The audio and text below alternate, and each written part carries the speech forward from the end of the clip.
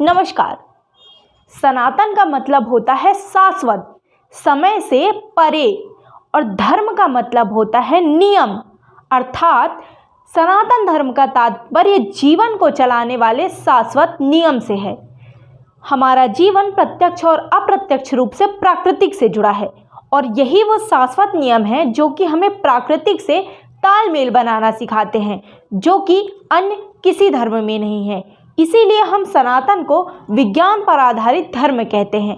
इसीलिए आज हम आपको बताते हैं वह कारण जिनसे पता चलता है कि हमारी परंपराएं व हमारा धर्म पूर्णतया विज्ञान पर आधारित है, जिसमें कुछ भी अवैज्ञानिक नहीं है।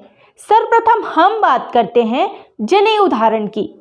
जनेऊ शरीर के लिए एक्यूप्रेशर का काम करता है, जिससे कई प्रकार की बीमारियां कम होती हैं।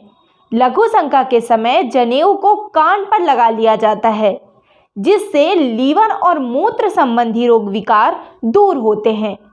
दूसरे नंबर पर हम बात करेंगे तिलक लगाने की। माथे के बीच में दोनों आंखों के मध्य भाग में नर्व पॉइंट बताया जाता है, जिस कारण यहाँ पर तिलक लगाने से आध्यात्मिक शक्ति का संचार होता है। इससे किसी वस्तु पर ध्यान केंद्रित करने की शक्ति बढ़ती है। साथ ही यह मस्तिष्क में रक्त की आपूर्ति को नियंत्रित रखता है। तो तीसरे नंबर पर हम बात करते हैं मंत्रों के उच्चारण की। मंत्र भारतीय संस्कृति का अभिन्न अंग है, जिसे हम पूजा पाठ व यज्ञ आदि के समय प्रयोग करते हैं। कई मंत्रों से मस्तिष्क शांत होता है, जिससे तनाव से मुक्ति मिलती है। वहीं ब्लड प्रेशर नियंत्रण में भी मंत्रों का प्रयोग किया जाता है। चौथे नंबर पर हम बात करते हैं शिखा रखने की। आयुर्वेद के प्रसिद्ध आचार्य सुश्रुत के अनुसार सिर का पिछला ऊपरी भाग संवेदनशील कोशिका का समूह है, जिसकी सुरक्षा के लिए शिखा रखने का नियम होता है। योग क्रिया के अनुसार इस भाग में कुंडली जागरण का 7वां चक्र होता है, जिसकी ऊर्जा शिखा में रखने से एकत्रित होती है। 5वें नंबर पर हम बात करते हैं शंख बजाने की। प्रत्येक धार्मिक कार्यों पर शंख बजाते हैं, जो सनातन संस्कृति का महत्वपूर्ण अंग होता है। शंख बजाने से जो ध्वनि निकलती है, उससे सभी हानिकारक जीवाणु नष्ट हो जाते हैं। साथ ही यह कर्ण संबंधी रोगों से भी बचाता है। शंख बजाने से स्वास्थ्य संबंधी रोग भी समाप्त हो जाते हैं। वहीं हम 6वें नंबर पर बात करते हैं तुलसी पूजन की। सनातन धर्म में तुलसी को बहुत ही पवित्र माना जाता है, जिसका अपना वैज्ञानिक कारण है। तुलसी अपने आप में एक उत्तम औषधि है, जो कई प्रकार की बीमारियों से छुटकारा दिलाती है। खांसी, जुकाम और बुखार में तुलसी एक अचूक रामबाण है। तुलसी लगाने से कई हानिकारक जीवाणु और मच्छर आदि दूर हो जाते हैं। 7वें नंबर पर हम बात करेंगे पीपल के पूजन की।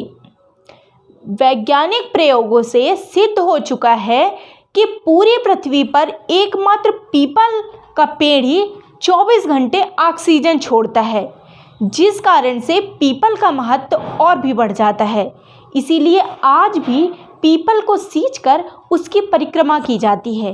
पीपल के पत्ते हृदय रोग की औषधि में भी प्रयोग में आते हैं। 8वें नंबर पर हम बात करते हैं हल्दी के प्रयोग की। हल्दी अपने आप में एक उत्तम एंटीबायोटिक है, जिसका प्रयोग दुनिया के कई देश कर चुके हैं और ये सिद्ध कर चुके हैं कि कैंसर जैसे भयंकर रोगों के उपचार में हल्दी एक अचूक औषधि है। हल्दी एक सौंदर्यवर्धक औषधि भी है, जिसका प्रयोग मुंह के दाग धब्बे हटाने व शरीर का रूप निखारने में किया जाता है। इसीलिए विवाह में एक रस्म हल्दी की भी होती है। 9वें नंबर पर हम बात करते हैं घी के दिए जलाने की। दीपावली के समय हम अक्सर घरों की साफ सफाई करके दिए जलाते हैं और रोशनी करते हैं। दिए जलाने से केवल घर ही नहीं, जीवन में भी प्रकाश होता है, क्योंकि दिए जलाने से सकारात्मक ऊर्जा उत्पन्न होती है। घी का दिया कार्बन डाइऑक्साइड जैसे हानिकारक गैसों को समाप्त करता है। साथ ही हानिकारक कीटाणु भी समाप्त हो जाते हैं। इसीलिए वर्षा ऋतु के बाद दीपावली मनाई जाती है, क्योंकि वर्षा ऋतु के बाद कीट कीटाणु बढ़ जाते हैं। 10वें नंबर पर हम बात करते हैं गौमूत्र व गाय के गोबर की। गाय के मूत्र को सनातन धर्म में पवित्र माना जाता है क्योंकि गौमूत्र कई भयंकर बीमारियों में रामबाण है। मोटापे के शिकार लोगों के लिए गौमूत्र एक अचूक दवा है। साथ ही हानिकारक जीवाणुओं को नष्ट कर देता है। गाय के गोबर का लेप करने से कई हानिकारक कीटाणु नष्ट हो जाते हैं। इसीलिए पुराने समय के घरों में गोबर से बनाए जाते थे। गोबर से घरों के फर्श लीपते थे। 11वें नंबर पर हम बात करेंगे योग व प्राणायाम की। योग व प्राणायाम का लाभ किसी से छुपा नहीं है। योग व प्राणायाम का आविष्कार भारत के ऋषि मुनियों द्वारा समस्त मानव जाति के कल्याण के लिए किया जाता है।